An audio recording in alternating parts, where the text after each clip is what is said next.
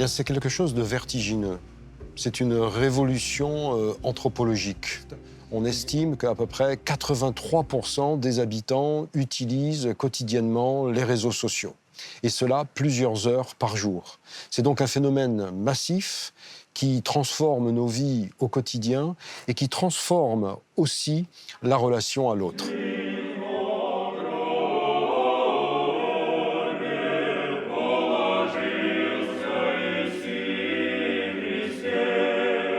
Ayant fait des études de théologie, je suis très attaché à rendre un texte liturgique par la musique. Il y a quelque chose qui me porte, c'est mon amour de la musique.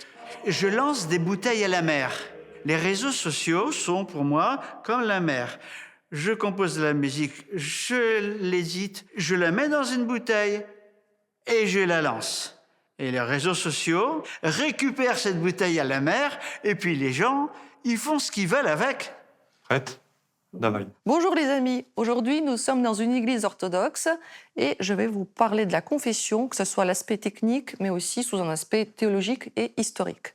Quand je vois des personnes qui se disent orthodoxes, qui ont à peine 18-19 ans, qui ne sont pas formées, qui ne sont même pas catéchumènes, qui ne sont même pas baptisées et qui se permettent d'enseigner qu'est-ce qu'on doit faire, comment on doit prier, avec qui on peut se marier ou ne pas se marier. Je suis désolée, mais c'est peu prudent. Et ces mêmes personnes-là, quand on vient les voir, on leur dit « le Christ est ressuscité », il n'y en a pas un qui serait capable de répondre correctement « en vérité, il est ressuscité ». Donc je me suis dit « il y a un problème » et je me suis décidée de lancer cette chaîne. On aimerait faire beaucoup comprendre au clergé orthodoxe, c'est que, en France en tout cas, il n'y a aucune réponse de la part du clergé orthodoxe sur les réseaux sociaux. Et malheureusement, on laisse un espace vide énorme qui est pris par pas mal de gens qui se prétendent orthodoxes alors qu'ils ne le sont pas du tout, qui se permettent d'enseigner des choses qui ne sont pas orthodoxes du tout. Le problème sur les réseaux sociaux, c'est que c'est en majorité fréquenté par de jeunes personnes qui en général viennent d'un milieu peut-être pas athée, mais où il n'y a pas eu d'éducation religieuse, qui tombent là-dessus, et ça mène à énormément de dérives. Une facette de la vie qui était normale. Je pense qu'il faut vraiment savoir prendre du recul avec.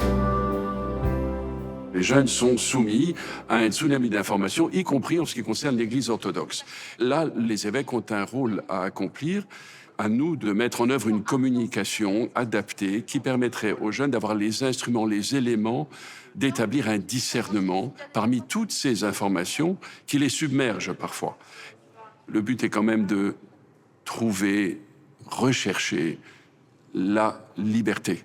Nous ne pouvons pas vivre comme des esclaves ou, je dirais, des gens qui sont soumis à telle ou telle pression extérieure pour aller là où on souhaite nous envoyer. Non, nous sommes appelés, en tant que baptisés, à dire ce que nous souhaitons et où nous souhaitons aller. Et ce que nous souhaitons, c'est d'être unis au Christ. Στο πακέ, στο ξα...